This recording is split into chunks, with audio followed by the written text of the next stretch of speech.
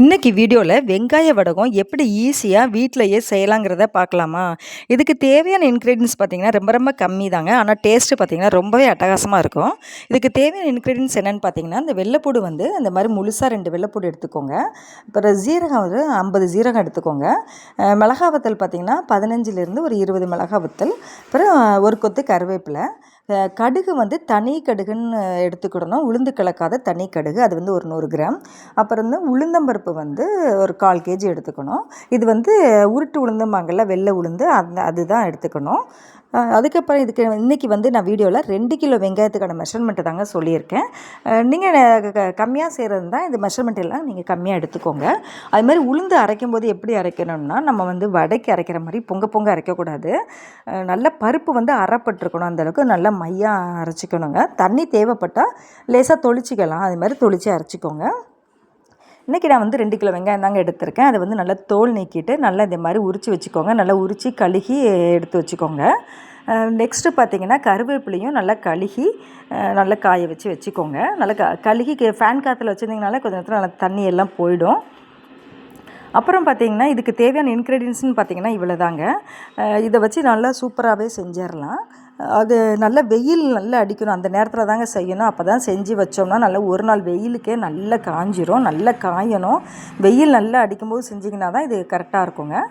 Next பார்த்திங்கன்னா இந்த வெங்காயத்தை உரித்து வச்ச வெங்காயத்தை எல்லாத்தையுமே நல்லா புதுசாக அரிஞ்சு எடுத்துக்கணும். இது அரியறது தான் கொஞ்சம் கஷ்டங்க. அதுக்குமே நிறைய இப்போ வந்து மிஷின்லாம் இருக்குது. அதில் எடுத்து நல்லா புதுசாக அரிஞ்சு எடுத்துக்கோங்க. அப்புறம் உளுந்து ஃபஸ்ட்டு ஸ்டெப்பு பார்த்திங்கன்னா உளுந்து நல்லா மையாக அரைச்சி எடுத்துக்கோங்க. நெக்ஸ்ட்டு வந்து இந்த மிளகாய் வத்தல், வெள்ளைப்பூடு இது எல்லாத்தையும் நல்லா மையாக அரைச்சிக்கணும். தண்ணி ஊற்றக்கூடாது. தண்ணி ஊற்றாமல் மையாக அரைச்சி எடுத்துக்கணும். அப்புறம் 1 பை 1 எல்லாத்தையும் சேர்க்க வேண்டியதாங்க. உளுந்து அரைச்சி வச்ச உளுந்து, அரைச்சி வச்ச மிளகாத்தூள், அப்புறம் கடுகு, கருவேப்பிலை எல்லாத்தையும் அப்படியே போட்டுற வேண்டியதான். கருவேப்பிலை வந்து பிச்சு போடாதீங்க. பிச்சு போட்டால் கொஞ்சம் கசப்புத்தன்மை கொடுக்கும்.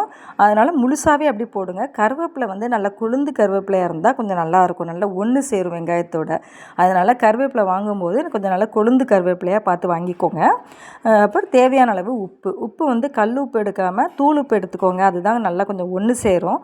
அதனால தூள் உப்பு எடுத்துக்கோங்க. இவ்வளோ தாங்க மெத்தடு. நான் சொன்ன மெத்தட்லேயே செஞ்சிங்கன்னா சூப்பராக வரும். வீட்டிலே ஈஸியாக செஞ்சிடலாம். கடைகள்லன்னு பார்த்திங்கன்னா அவங்க வந்து பல்லாரி வெங்காயம் தாங்க யூஸ் பண்ணியிருப்பாங்க. அது அந்தளவுக்கு டேஸ்ட் இருக்காது. இந்த மாதிரி சின்ன வெங்காயம் வச்சு செஞ்சிங்கன்னா அவ்வளோ டேஸ்ட்டாக இருக்குங்க. வெங்காயம் வடகம்னாலே சின்ன வெங்காயம் தான். இப்போது இது எல்லாத்தையும் போட்டு நல்லா அடித்து பிசைஞ்சிக்கணும்.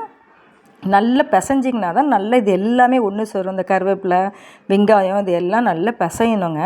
இல்லை அப்படின்னா கருவேப்பிலை தனியாக, வெங்காயம் தனியாக நிற்கும். அதனால நல்லா அடித்து பிசைஞ்சிக்கணும். கை வச்சு பிசைஞ்சால் தான் சரியாக இருக்கும்.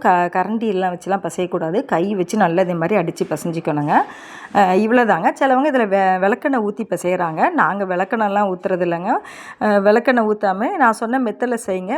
1 இயர் ஆனாலும் கெட்டு போகாது, வண்டு வராது, நல்லா இருக்குங்க. ஆனால் நல்ல வெயிலில் வந்து நல்லா காய வச்சு எடுத்துக்கோங்க. நல்லா சுக்காக காஞ்சிடணும் வடகம். அந்தளவுக்கு காய வச்சு எடுத்துக்கோங்க. ஒரு 3 நாள் வெயில் போதுங்க.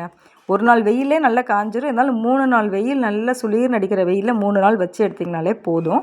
நாங்கள் இதே மாதிரி ஒரு 4-5 தட்டில் இந்த மாதிரி உருண்டை பிடிச்சி சின்ன உருண்டை வந்து நீங்கள் பெருசாகவும் பிடிச்சிக்கலாம், சின்னதாகவும் பிடிச்சிக்கலாம், உங்கள் இஷ்டம் தான். நாங்கள் இது மாதிரி சின்னதாக வச்சு வெயிலில் வச்சு எடுத்துட்டோங்க. அதுமாதிரி வெங்காயம் வத்தலுமே போட்டிருக்கோம். இதுக்கான வீடியோவும் நெக்ஸ்ட்டு அப்லோட் பண்ணுறேங்க. உங்களுக்கு இந்த வீடியோ மாதிரி காய வச்ச வடகத்தை நல்லா ஒரு ஏர்டைட் பாக்ஸ்குள்ளே போட்டு இந்த மாதிரி மிளகாய் வத்தலை மேலே இது மாதிரி பரப்பி விட்டிங்கன்னா நல்லா வண்டு வராமல் ஒரு வருஷம் ஆனாலும் கெடாமல் இருக்குங்க. இதுதான் வந்து ஸ்டோர் பண்ணுற மெத்தடு. பை.